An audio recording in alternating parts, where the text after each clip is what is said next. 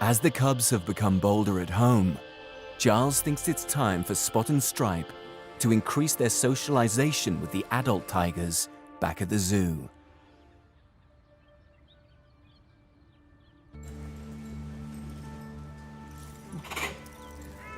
At the main tiger compound, Giles and his team are full-time carers for 10 adult tigers, and Spot and Stripe have been gradually exposed to them.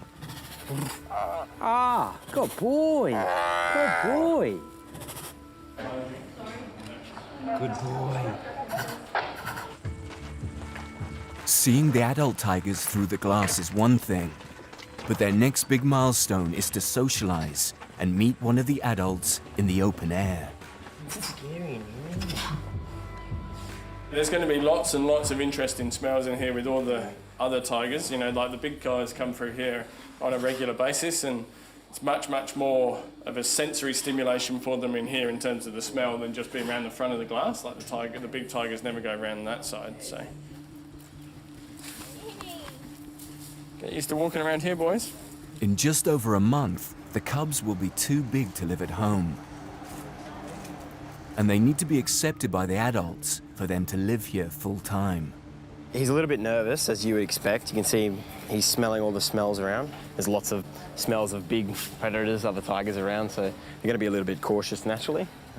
In the wild, an unrelated tiger could easily injure the cubs. How is she? She's waiting. There you go. And Giles hopes Maneki won't display any threatening behaviors. Oh, who is it? Oh, darling. So this is Maneki. Well,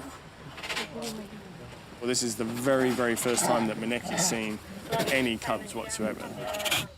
Tigers communicate using a range of vocalizations. And the most common non-threatening sound they make is called a chuff.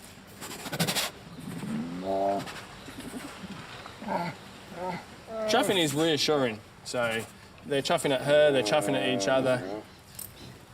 So it's a reassuring type of noise, but it's also a way of greeting, so that she speaks your language, not like Ruby.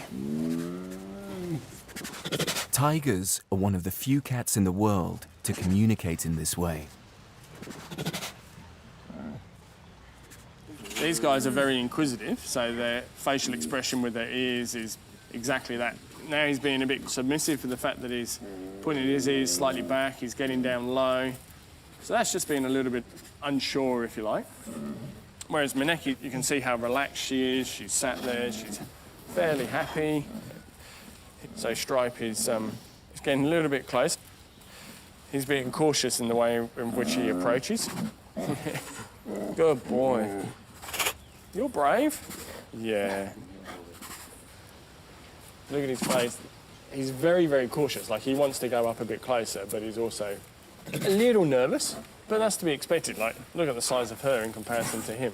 So, and she's reacting a little. She doesn't want to be surprised.